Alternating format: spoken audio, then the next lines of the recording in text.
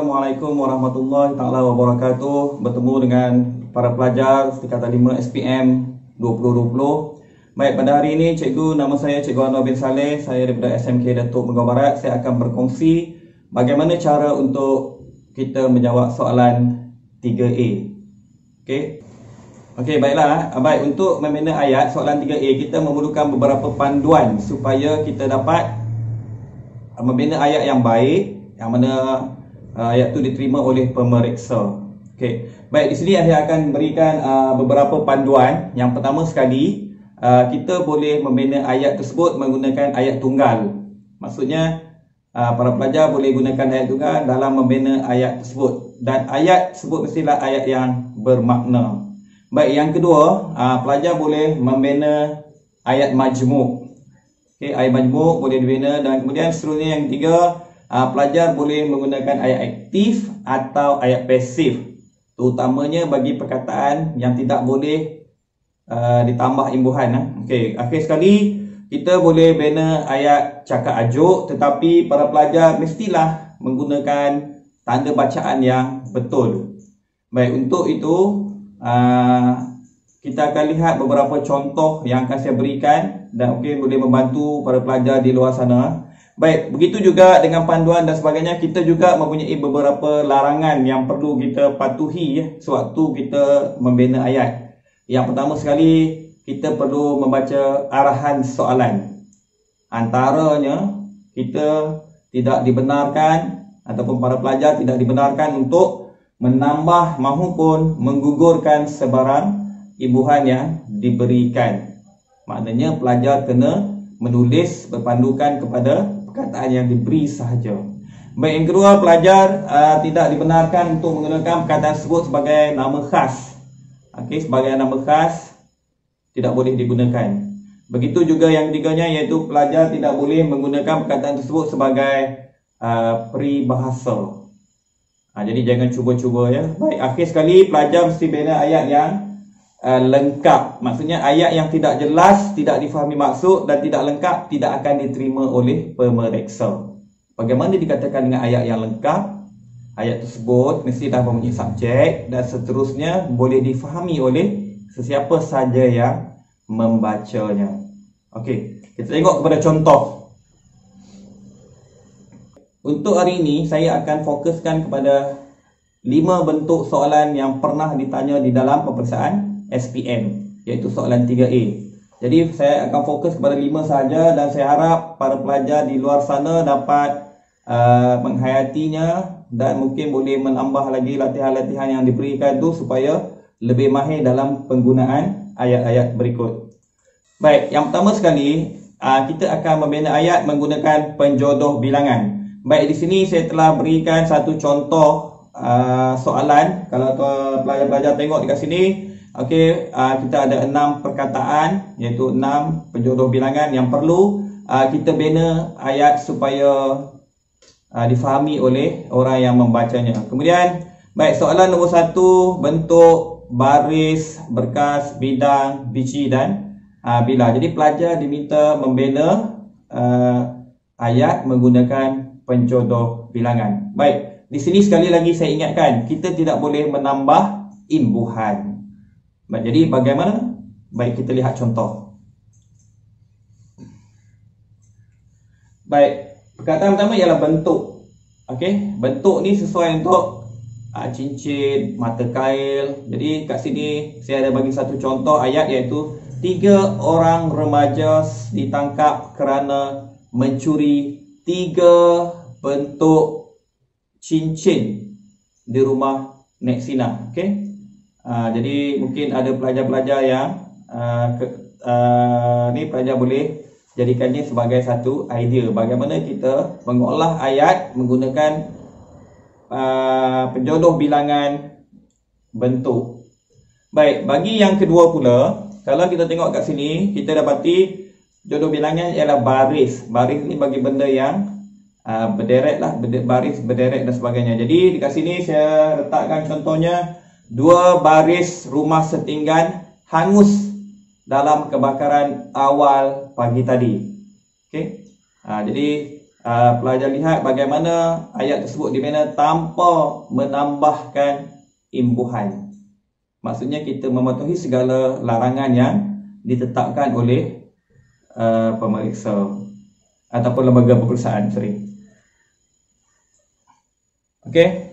Baik, saya bagi 2 contoh saja. Lagi ada 4 lagi penjodoh bilangan. Saya harap pelajar dapat membuat latihan di rumah dan boleh berhubung dengan guru-guru BM untuk mendapatkan kepastian. Okay. Baik, seterusnya kita pergi pada fokus 2. Baik, fokus 2 ni saya tumpukan kepada frasa ataupun rangkai kata.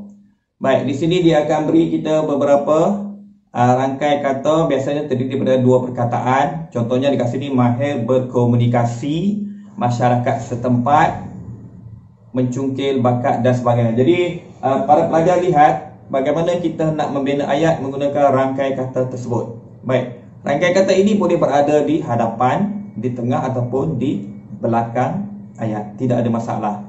Baik, kita bagi satu contoh.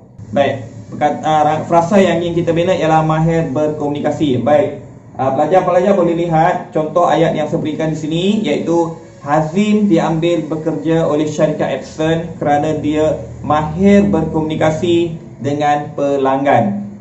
Okey, jadi jelaslah kita tidak memisahkan frasa ni atau rangkai kata ini, sebaliknya kita letakkannya di tempat kedudukan yang tepat.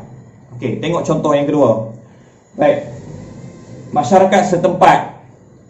Pembukaan kilang Shimano di Pekan Nenas telah membuka banyak peluang pekerjaan kepada masyarakat setempat. Okey.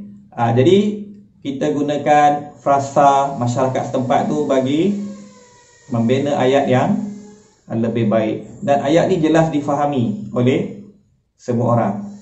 Baik. Okey, saya bagi 2 contoh saja, sementara yang 4 lagi para pelajar boleh cuba sendiri di rumah. Okey, buat latihan dan kalau boleh ambil baca contoh-contoh ayat yang ada dalam majalah surat khabar. Okey. Baik, fokus 3 saya. Baik. 3 iaitu kita diminta untuk menulis 2 ayat bagi setiap perkataan di bawah untuk menunjukkan bahawa anda faham akan maksud dan penggunaannya. Baik, kalau ini kita panggilnya sebagai homograf, iaitu perkataan yang sama ejaannya tapi sebutannya berbeza. Contohnya semak dengan semak. Baik, kita kena bina 2 ayat lah. Satu ayat menggunakan perkataan semak, satu lagi menggunakan perkataan semak. Okey, boleh faham? Okey, baik, kita tengok contoh soalan, contoh ayatnya. Okey. Buku latihan Ali telah cikgu semak pada waktu rehat. Okey, buku latihan Ali telah cikgu semak pada waktu rehat. Baik, yang kedua pula, kawasan semak di belakang kantin sedang dibersihkan oleh tukang kebun. Nampak tak ada perbezaan, walaupun ejaannya sama tapi kita mesti menulis perbezaan tersebut. Bina ayat menggunakan perbezaan. Kita tidak boleh membina 2 ayat tapi masih dua-dua dengan maksud yang sama, iaitu semak, semak ataupun semak, semak. Sebaliknya kita kena bina ayat dengan semak dan semak. Okey, baik, jelas kan? Baik, untuk 2 lagi perkataan, saya harap para pelajar dapat membuat latihan di rumah. Okey, membuat latihan dan seterusnya boleh ajukan kepada guru-guru bahasa Melayu anda. Baik, seterusnya kita pergi pada fokus yang keempat pada hari ini, iaitu berkaitan dengan kata ganda. Kata ganda berentak ataupun berima. Baik, di sini dia minta kita menulis 1 ayat bagi setiap perkataan di bawah. Okey, kalau tengok dekat sini ada bolak-balik, mandi-manda, keluh kesah. Baik, apa yang perlu kita lakukan? Kita kena fahami apa maksud bolak-balik. Bolak-balik ialah sama ada benda yang berulang alik, satu maksud lagi ialah berkaitan dengan tidak tetap pendirian ataupun berkaitan dengan perasaan. Baik, jadi contoh ayat dekat sini ialah Ini saya bagi contoh dalam bentuk cakap ajuk. Jangan bercakap bolak-balik sehingga ayah menjadi marah, kata Ali kepada adiknya. Lihat bagaimana penggunaan cakap ajuk mestilah menggunakan tanda bacaan yang betul. Okey. Baik, contoh yang kedua. Puteri bongsu sedang mandi manda di kolam di belakang istana, kata Hulu Balang kepada Baginda Sultan. Baik, ini pun lagi sekali saya gunakan cakap ajuk. Baik, jadi para pelajar di luar sana yang ingin menggunakan cakap ajuk, pastikan tanda bacaan dapat dibetulkan. Maksudnya mesti ikut tanda bacaan yang betul. Ingat, kita memerlukan 6 markah sebagai tambahan untuk kita mendapatkan A+ dalam peperiksaan bahasa Melayu. Baik, seterusnya kita pergi pada fokus yang terakhir saya pada hari ini, iaitu fokus 5 hari ini. Baik, kita diminta menulis ayat berpandukan pada perkataan yang diberi, iaitu kasih, kekasih dan mengasihi. Terbit, menerbitkan dan penerbitan. Baik, kalau kita lihat kat sini, kita kena memahami apa maksud kata dasar tersebut, iaitu kasih. Baik, barulah kita boleh membina ayat yang baik. Baik, walau bagaimanapun, biasanya pengalaman murid-murid di luar sana yang sentiasa membaca majalah, surat khabar dan sebagainya, buku-buku cerita, akan membantu untuk kita membina ayat yang lebih baik. Baik, kita tengok contoh dekat sini. Kami semua amat kasih akan guru itu. Baik, jadi tidak ada penambahan imbuhan. Baik, bagi perkataan kedua, pasangan kekasih. Pasangan kekasih itu bakal mengikat tali pertunangan tidak lama lagi. Dan seterusnya kita lihat ayat yang 3. Bapa saudara saya amat mengasihi anak bongsunya yang berusia 9 tahun. Okey, bagaimana kita dapat membezakan kasih, kekasih dan mengasihi dengan ayat-ayat yang berbeza? Okey, boleh jelas?